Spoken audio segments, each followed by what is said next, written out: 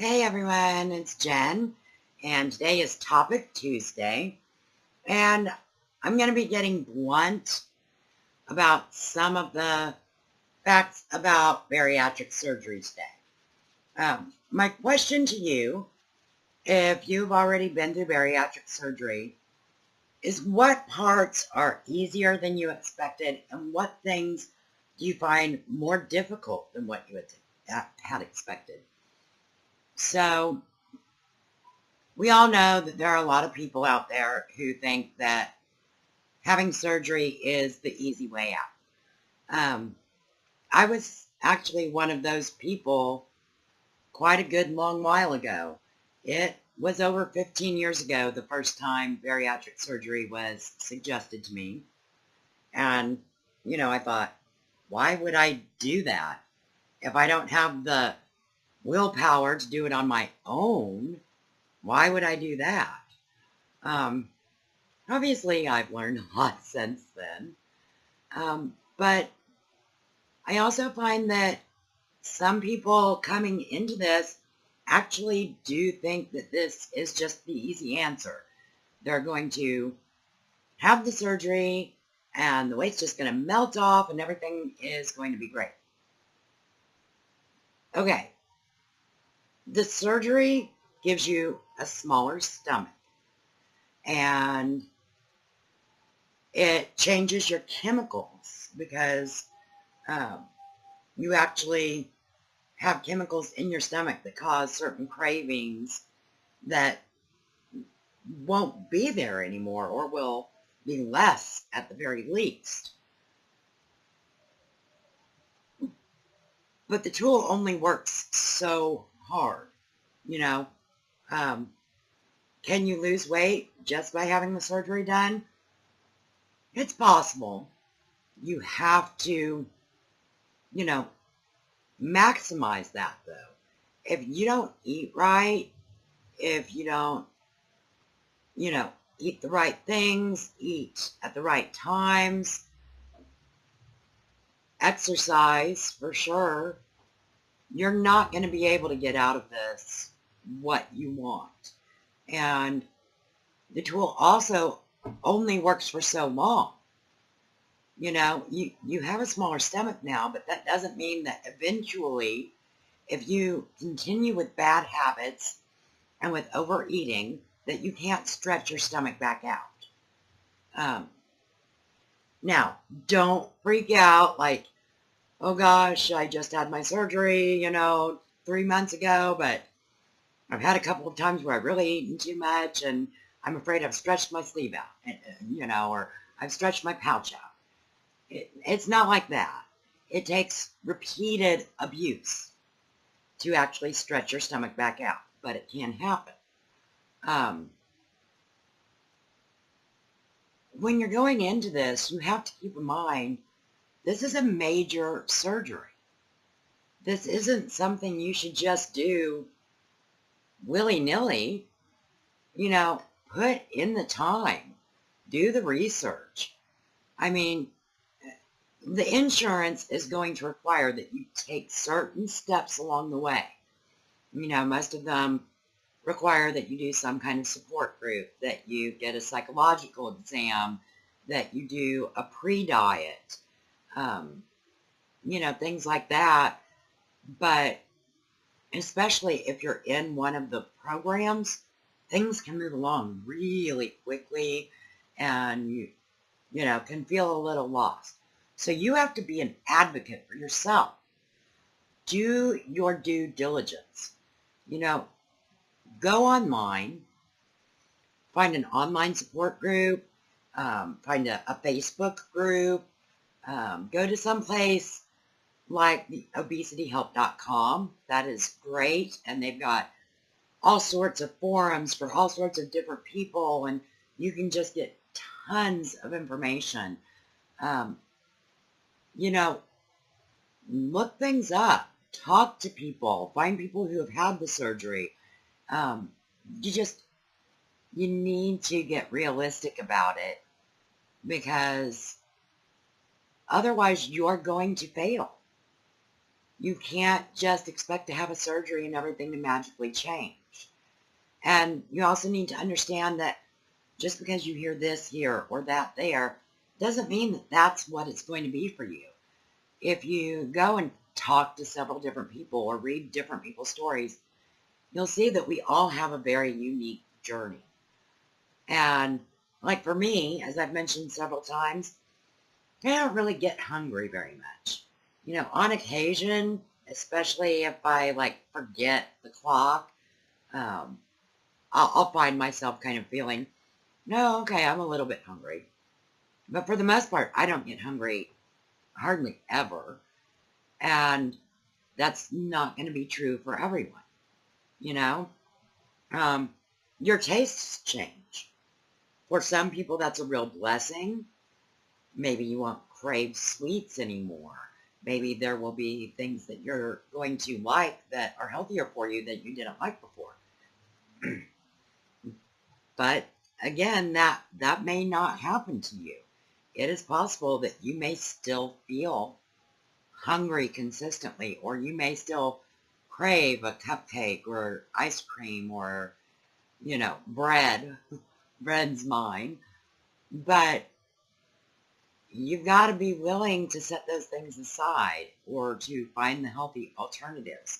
You should also keep in mind that you have to learn to tell the difference between actual hunger, like you feel hungry in your body, and head hunger. A lot of us who have weight issues have eaten because we're upset, we're depressed, we're bored, or just plain out of habit. And those are things you can't do. That's your head hunger. That's a habit. You need to break that and change it. For me, my kids are grown, and, I don't have to have anyone else that is dependent on me constantly. I don't make meals for other people unless I'm with my grandson. And that actually has worked out great for me because I can, make like a semi-regular size meal, just a smaller meal, and we can share it. He's not big on bread, so, it's cool. And he's addicted to smoothies now. So it works out really well when I'm with him because most of the things that I can make for myself, he likes and he'll share with me. So I'm not, wasting my food or having leftovers to deal with. And I'm not having to make big meals for other people. But, if you have a family at home, these are things to take into consideration because this is going to change your daily life. So are you going to be able to get your family to eat the things that you're able to eat once you're on solid foods again? Or are you going to have to make 2 meals? Or is there someone else in the family that can cook that doesn't mind doing the cooking, especially in the beginning while you're trying to adjust to the new things that you're allowed to eat? I say allowed, the things that are good for your body. It can be difficult, especially if your kids are a little older and they're set in their ways of the things they like to eat and the things they don't. You need to keep in mind you are the parent, and it may be a fight, but you can get your children to start along that path of healthier changes with you. But some things are just not going to fit there, and that can be challenging. You also have to be willing to make time for yourself because you're going to need to eat every 2.5, 3 hours. So if you've got, 2 or 3 kids running crazy, you don't have help at home, or you have to work all day and then come home to the kids, you've still got to fit that in. You can't just, put your needs aside, which is something many of us get to this point have done. We've focused on the people around us, and the number of people I hear who talk about how, my spouse or my significant other doesn't want to eat that way, or they bring cookies or donuts or whatever over for us to share, or I just don't have time to sit down and have a healthy snack or prepare a separate meal for myself because of my kids. You've got to weigh that out because it's something you have to do if you want to get healthy. That's just, I mean, bottom line. And all of these things add up to being in the right mental space. And to do that, you need to prepare. You need to know what the hard parts are, you know, what the challenges are, and how things change. You have to make time to exercise. You have to eat right, and you have to eat in intervals throughout the day. You have to balance things out and look after yourself. You have to take your supplements every single day. So, please get informed. Don't sit there completely baffled and confused and go ahead with the surgery. Find out as much as you can on your own. Go to support groups. Please, if you have a support group near you, go to them. There's such an amazing wealth of information, and there's people there who have been through it. So when you hit a wall or have a trouble, something you're struggling with, they're going to understand. They're going to have been through that. Someone there will have, and by all means, if there's still questions you have, ask your doctor. If you're going through a program and you have an orientation, I know there's a lot of paperwork, but please read it. Read it all. Jot down notes. Write down questions that you have as you're reading it, and get answers from your doctor, from your support group. Look them up online. This is the rest of your life we're talking about. So I guess the thing is that it's kind of shocked me how many people go into this almost with blinders on when this is a life-changing thing. This is something that you have to be committed to for the rest of your life. And I mean, are you going to stumble? Most likely. But that's why you have to know these things so that you can pick yourself up and get back on track. Especially once you're, over a year out, 2 years out, when your tool isn't really doing as much work anymore. You've got to be willing to put in the work, and you've got to know how to do that. And you've got to be informed, please. So, that's just something I kind of felt like I needed to get out. Because like I said, it really has shocked me how many people go into this and just don't really know a lot about what they're getting into. And this is a big deal. As far as I'm concerned, every single bit of it is worth it. I feel amazing physically. And I'm learning how to deal with things mentally as well without, crashing and burning or turning to unhealthy foods and unhealthy habits. But it can be a challenge, especially if you already have issues in these areas. I have anxiety, and so when stuff starts happening, like it's been going on with me for the past month and a half, that anxiety brain takes over, realizing somewhere in there, logically everything's going to be okay. But it doesn't feel like that. And you can't go back to the things you used to do for comfort. You have to just deal with stuff. And it's challenging. So I'm not trying to scare you. I really, really think that this is just an absolutely amazing gift.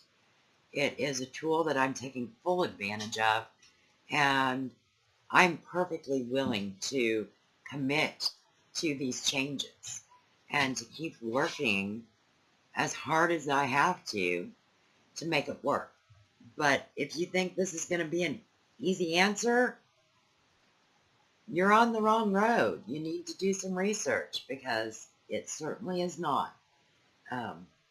So much changes that you would just never even expect, and that it's very hard to explain until you've been through it. So don't be afraid, but please be informed, and if you don't feel like you have those people to reach out to, like I said, I'm here. I will, I'm trying to get better at checking my email, but I will be checking in to see if there are messages there to get back to you at least once a week.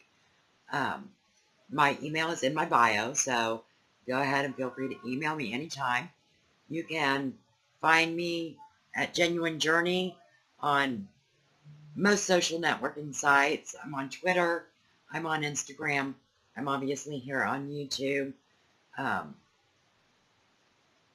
So just, reach out. I'm happy to answer whatever questions I can. I'm obviously not a doctor, so I can't really offer medical advice, but I can tell you about what's happened from my point of view.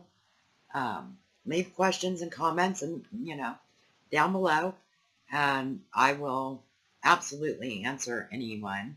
But yeah, reach out, get informed. So I have been battling for way too long. I'm going to go ahead and let you go.